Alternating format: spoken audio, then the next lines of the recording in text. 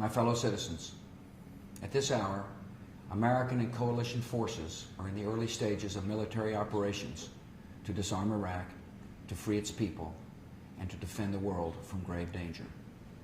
On my orders, coalition forces have begun striking selected targets of military importance to undermine Saddam Hussein's ability to wage war. These are opening stages of what will be a broad and concerted campaign.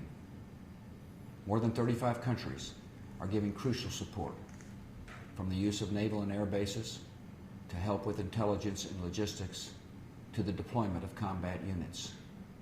Every nation in this coalition has chosen to bear the duty and share the honor of serving in our common defense. To all the men and women of the United States Armed Forces now in the Middle East, the peace of a troubled world and the hopes of an oppressed people now depend on you. That trust is well placed.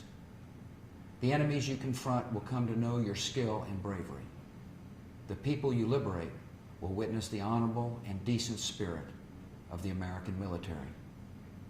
In this conflict, America faces an enemy who has no regard for conventions of war or rules of morality.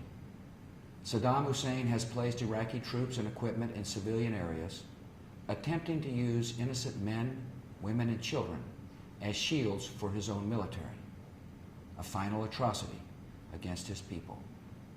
I want Americans and all the world to know that coalition forces will make every effort to spare innocent civilians from harm. A campaign on the harsh terrain of a nation as large as California could be longer and more difficult than some predict. And helping Iraqis achieve a united, stable, and free country will require our sustained commitment. We come to Iraq with respect for its citizens, for their great civilization, and for the religious faiths they practice. We have no ambition in Iraq except to remove a threat and restore control of that country to its own people. I know that the families of our military are praying that all those who serve will return safely and soon. Millions of Americans are praying with you for the safety of your loved ones and for the protection of the innocent.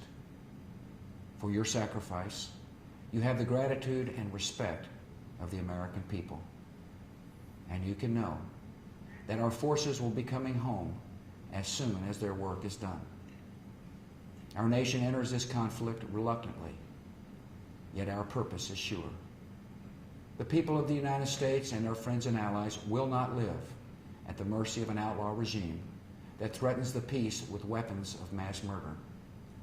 We will meet that threat now with our Army, Air Force, Navy, Coast Guard, and Marines, so that we do not have to meet it later with armies of firefighters and police and doctors on the streets of our cities. Now that conflict has come, the only way to limit its duration is to apply decisive force. And I assure you, this will not be a campaign of half measures, and we will accept no outcome but victory. My fellow citizens, the dangers to our country and the world will be overcome. We will pass through this time of peril and carry on the work of peace. We will defend our freedom.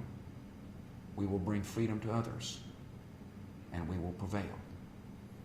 May God bless our country and all who defend her.